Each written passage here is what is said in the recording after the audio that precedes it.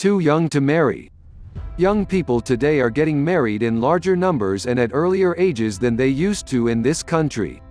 Half of all girls in America are married by their 20th birthday. They marry boys who are little more than 2 years older than they are. At the turn of the century, their own grandfathers did not marry until they were well into their 27th year. Nowadays, many young fellows marry while they're still in school, before they have completed their military service, and quite frequently before they're ready to settle down in a full-time job. With so many young people of both sexes entering marriage so soon, the question of the wisdom of early marriage needs airing. National figures tell us that the teenage marriage is the least stable of all. Persons who marry before they are into their 20s more often break up than do those in any other age group. One reason for the failure of so many young marriages is that it is usually the most impulsive, least responsible fringe of youth that rushes into early marriage, exactly those who have little chance of success in it. Another reason for the failure of young marriages is that quite a lot of them are shotgun weddings, which took place because a girl became pregnant. Such a marriage is notoriously poor, for obvious reasons. The overall reason for the failure of the too early marriage is that marriage is not child's play. Two persons have to be mature enough to be ready to settle down. They must be grown up enough to be able to assume the responsibilities and to enjoy the privileges of being married. Just the right age. Studies indicate that the best age for marriage is somewhere in the early or middle 20s. When the man is 23 or a little more, he has completed all or most of his education, he probably is out of service, he usually is ready to get married, and he's able to support a family. By the time a young woman is 22 or 23, for instance, she's out of school and may have had some work experience. Members of both sexes in their 20s are presumably more mature than they were in their teens.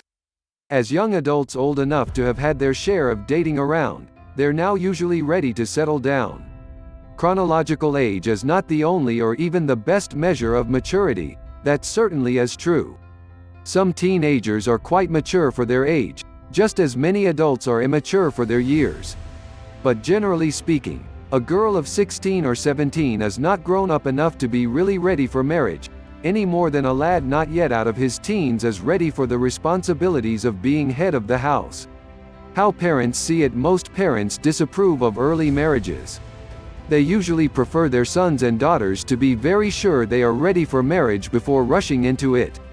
With few exceptions, parents have an interest in seeing their children find themselves as persons before getting married.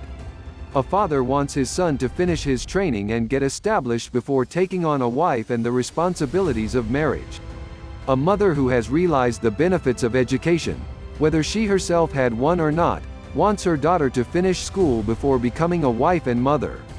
Parents have a considerable investment in their children. They have spent thousands of dollars in bringing up each child. They have invested much of themselves in rearing their children. So it's to be expected that they don't want their children to jeopardize their futures by marrying too soon. Mothers and fathers know, from experience, that infatuations pass, and that impetuous love affairs should have the test of time before the young lovers rush into marriage. They are therefore apt to oppose an impulsive marriage undertaken before the couple really know each other or realize what they're getting into. Some very young people rush into early marriage as a way of rebelling against their parents. A girl who doesn't see eye to eye with her mother may plunge into a premature marriage as her way of showing mom that she won't be bossed anymore. A fellow who is trying to declare his independence from his father may get married as a way of getting out from under his father's control. Needless to say, such drastic declarations of independence are poor bases for marriage. Often it is the parents who pay the bills in their child's marriage. When a young couple rush into marriage before they can support themselves, they usually count upon their parents to keep them financially afloat. Parents who grew up in a day when such things were not done may not be patient with their needy, married children. A young husband may resent having to take help from his parents-in-law. His ego may sting under the realization that he's not maintaining his own household.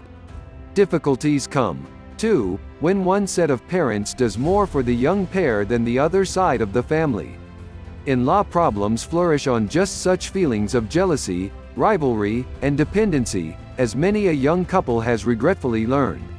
Parental approval is an asset, and disapproval by parents is a liability in the young marriage. There appear to be two reasons for these findings. 1. If the parents object because they feel marriage at that particular time is unwise, there may be some basis for their objection which is borne out later when trouble starts in the young marriage. 2. When parents approve a match they expect it to succeed, and they do all they can to help it work out well.